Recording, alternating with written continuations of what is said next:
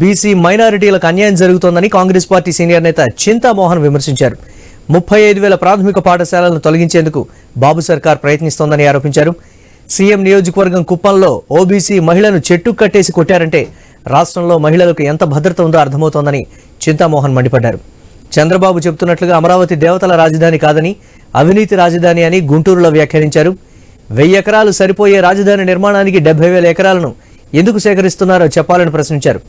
బనకచర్ల ప్రాజెక్టులో కమిషన్లు దోచుకునేందుకే ప్రభుత్వం ప్రయత్నిస్తోందని చింతామోహన్ ఆరోపించారు.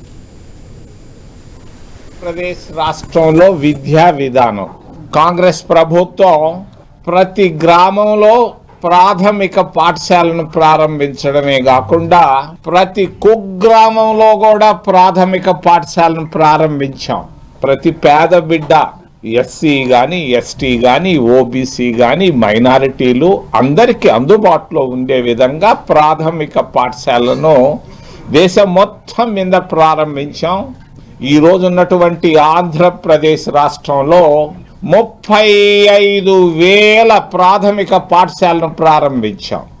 ఈరోజు కూటమి ప్రభుత్వం ఈ ప్రాథమిక పాఠశాలల పైన కుట్ర బన్నుతా ఉంది. గత సంవత్సరం